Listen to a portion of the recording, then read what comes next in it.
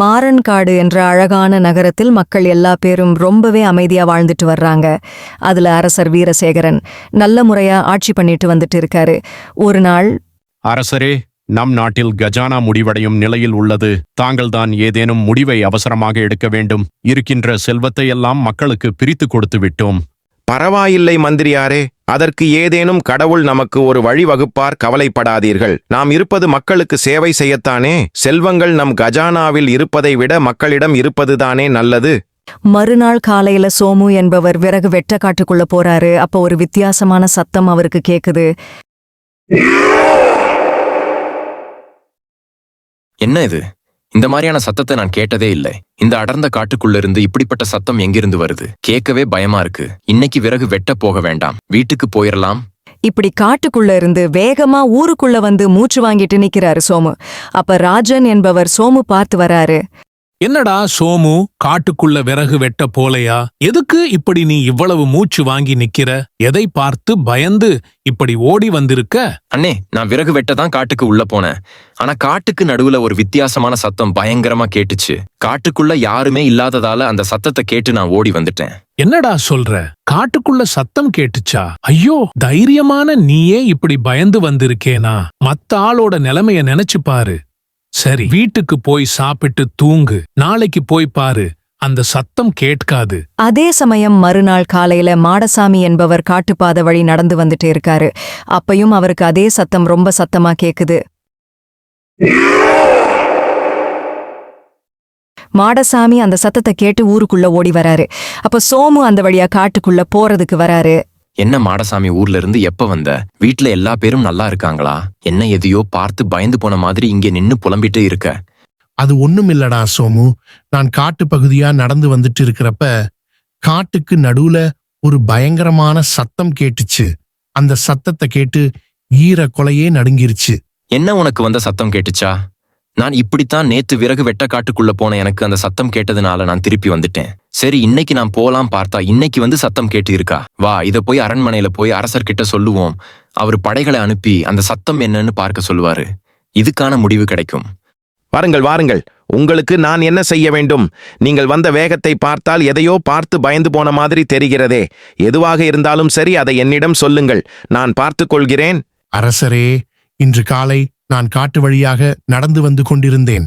அப்பொழுது காட்டிற்கு நடுவில் ஏதோ ஒரு வித்தியாசமான சத்தம் எனக்கு கேட்டது. சரி, எனக்கு மட்டும்தான் கேட்கிறது என்று வந்தேன்.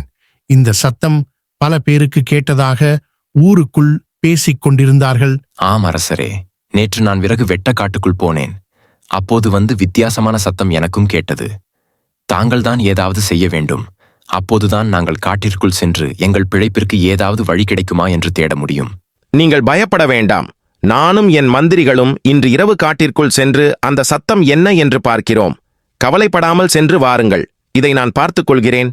இப்படி அரசரும் 2 மந்திரிகளும் இரவு காட்டிற்குள் அந்த சத்தம் என்னவென்று இருக்குமோ என்பதை பார்க்க போறாங்க. என்ன இது, காட்டிற்குள் இவ்வளவு தூரம் வந்துவிட்டோம், அந்த சத்தம் நமக்கு கேட்கவே இல்லையே. அந்த 2 பேரும் பொய் கூறிவிட்டார்களா? சரி, வாருங்கள், முன்னே சென்று பார்ப்போம். நில்லுங்கள், இங்கே இருந்துதான் அந்த சத்தம் கேட்கிறது. எதுவாக இருந்தாலும் சரி, இதை ஒரு கை பார்த்து விடுவோம். நீங்கள் 2 பேரும் பயந்து ஓடிவிடக்கூடாது. அதை நான் பார்த்துக் கொள்கிறேன். இப்படி அந்த சத்தத்தை கேட்ட திசைய பார்த்து நிக்கிறப்ப திடீரென ஒரு சிங்கம் வாயில ஒரு விதமான கத்திய குத்தி அவங்க முன்னாடி வந்து நிக்குது. அது பயங்கரமா கத்துது.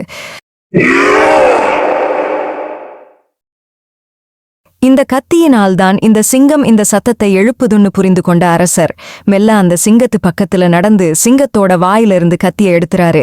அப்ப அந்த சிங்கம் திடீரென கோரதுருவ அரக்கனா மாறிடுது. நன்றி நன்றி, உங்களுக்கு ரொம்ப நன்றி.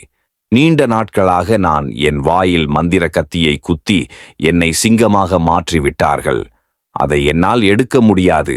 எந்த ஒரு மனிதர் தைரியமாக முன் வந்து அந்த கத்தியை எடுக்கிறாரோ அப்போதுதான் எனக்கு விமோசனம் கிடைக்கும் என்று அந்த பரமகுரு எனக்கு சாபம் கொடுத்து விட்டார்.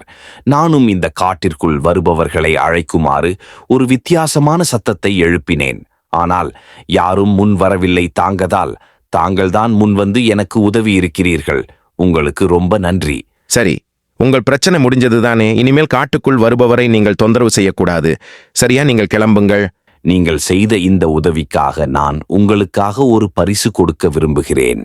அது உங்களிடம் இருக்கும் வரை உங்கள் ராஜ்யத்தில் துன்பமோ பணக்கஷ்டமோ எதுவும் வராது. அது ஒரு அதிர்ஷ்டமான தங்க குதிரைதான். இந்த குதிரை உங்களிடம் பத்திரமாக வைத்துக் கொள்ளுங்கள். கவனமாக இருங்கள். இந்த குதிரையிடம் நீங்கள் ஒரு நாளைக்கு 1 வாரம் தான் கேட்க முடியும். அதுவும் காலையில் மட்டும்தான் கேட்க முடியும். காலம் கடந்துவிட்டால் அதுவும் கேட்க முடியாது. இப்படி அரசருக்கு கிடைச்ச மந்திர குதிரைய வச்சு அந்த ராஜ்யத்துல ரொம்பவே சந்தோஷமா வாழ்ந்துட்டு வராரு.